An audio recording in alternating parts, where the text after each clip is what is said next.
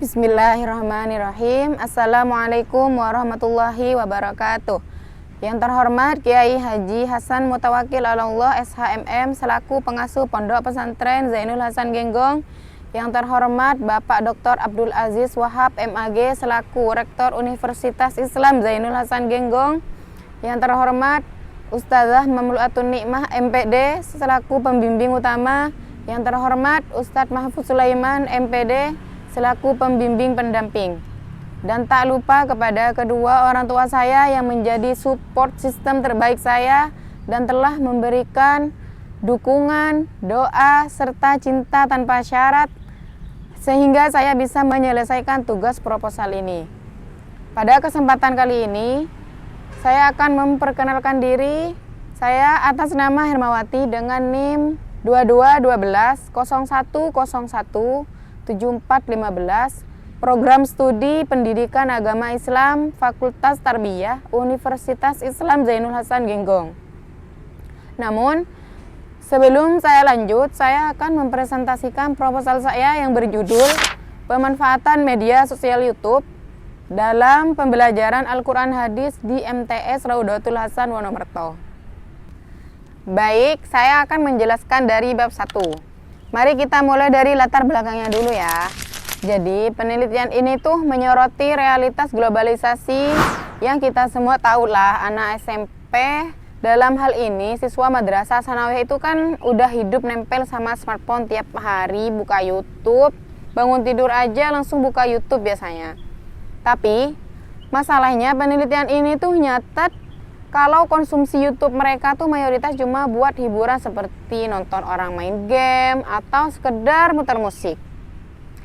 Dan realitas ini tuh berbenturan keras sama apa yang ditemukan saya pas turun observasi di lapangan pada tanggal 12 Februari 2026 di kelas 7 MTS Raudatul Hasan Wonomerto. Laporannya tuh mendeskripsikan suasana kelas yang pasif banget.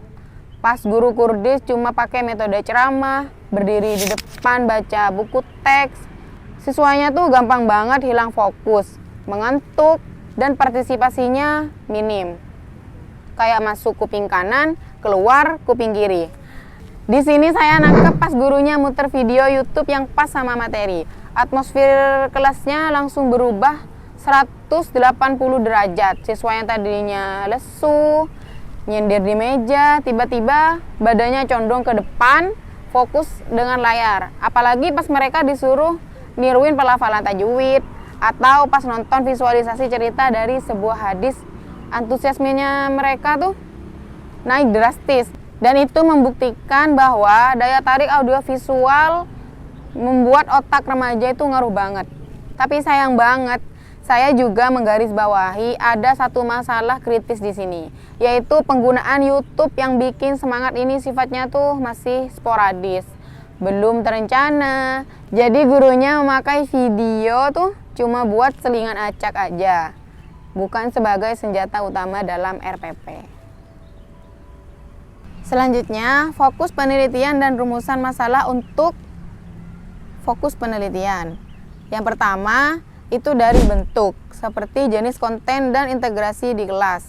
Yang kedua, yaitu peran guru seperti strategi, memilih sajian, dan kreativitas pemanfaatan. Yang ketiga, hambatan, seperti kendala teknis, jaringan perangkat, dan pedagogis. Selanjutnya, rumusan masalah. Yang pertama, bagaimana pemanfaatan media sosial YouTube dalam pembelajaran Al-Quran Hadis di MTS Raudatul Hasan Wonomerto. Yang kedua, bagaimana hasil pemanfaatannya terhadap proses pembelajaran tersebut. Selanjutnya, tujuan dan manfaat penelitian. Untuk tujuan yang pertama, yaitu untuk mengetahui pemanfaatan media sosial YouTube dalam pembelajaran Al-Quran Hadis. Yang kedua, mengetahui dampak penggunaan YouTube terhadap pembelajaran Al-Quran Hadis. Untuk manfaat penelitian, yang pertama secara teoritis seperti memberikan kontribusi pengetahuan empiris tentang pemanfaatan media digital dalam pendidikan agama Islam. Yang kedua, secara praktis untuk menjadi referensi aplikatif bagi guru madrasah dalam inovasi media ajar. Berikut adalah penelitian terdahulu dan research gap. Dari sekian Penelitian terdahulu saya ini memfokuskan pada penerapan spesifik mata pelajaran Al-Quran Hadis di jenjang madrasah sanawiyah. Selanjutnya untuk bab 2 ini, pemanfaatan media sosial YouTube. YouTube adalah platform berbagi video atau audio visual yang membebaskan pendidik dan siswa untuk berekspresi, berkolaborasi, dan mengakses informasi tanpa batas ruang dan waktu. Bayangin aja, otak kita tuh emang dirancang buat memproses visual lebih cepat dari sekedar teks. Karena kalau tulisan doang kan kadang bikin ngantuk. Coba bayangin kalau kayak tajwid makhorijul huruf, posisi lidah harus nyentuh langit-langit mulut. Kalau cuma baca buku dari 2 dimensi kan kaku banget. Susah ngebayanginnya. Karena baca deskripsi lidah nempel tuh susah kalau gak lihat langsung. Nah, beda cerita kalau siswa lihat video resolusi tinggi dari Kori Internasional. Mereka bisa dengerinnya, lihat gerakan bibirnya. Proses kognitifnya jauh lebih komprehensif. Dan saya sadar akan potensi itu. Dan saya mau YouTube gak lagi dicap sebagai musuh konsentrasi, tapi sebagai katalis pemahaman. Ini yang menurut saya menarik banget. Saya gak cuma bicara soal efisiensi teknologi, tapi ngebangun jembatan antara inovasi digital sama landasan filosofis agama. Saya narik benang merahnya yaitu pakai dalil Al-Quran. Spesifiknya surat Al-Baqarah ayat 185 yang berbunyi, Allah menghendaki kemudahan dan tidak menghendaki kesukaran buat manusia. Yang menarik di sini adalah ini tuh ngasih perspektif baru banget. Mengadopsi YouTube itu bukan berarti tunduk buta sama tren barat atau teknologi semata, tapi ini tuh justru manifestasi dari ajaran buat ngasih kemudahan dalam menuntut ilmu. Berikut adalah langkah integrasi YouTube di dalam kelas. Yang pertama, perencanaan seperti menentukan dan memilih channel. Yang kedua, guru menyampaikan tujuan belajar dan cara menyimak video. Yang ketiga, kegiatan inti yaitu siswa mencatat mana ayat atau hadis dan guru dapat menjeda video untuk penekanan materi. Yang keempat, diskusi untuk menyimpulkan pelajaran bersama dan melakukan refleksi. Dan yang terakhir, evaluasi seperti pertanyaan lisan atau tertulis untuk mengukur pemahaman kognitif dan sikap. Buat ngebedah prosesnya, saya bikin sebuah bagan kerangka konseptual yang divisualisasikan cantik banget berbentuk grafik lingkaran, yang mana saya pecah pemanfaatan YouTube ini menjadi 6 dimensi berikut. Yang pertama, perencanaan pembelajaran. Yang kedua, pelaksanaan pembelajaran. Yang ketiga, interaksi guru dan siswa pada media. Dan yang keempat, respon dan pengalaman belajar. Yang kelima, dampak dalam pembelajaran Al-Quran Hadis. Dan yang keenam, pendukung dan penghambat. Bab 3, jenis dan pendekatan penelitian.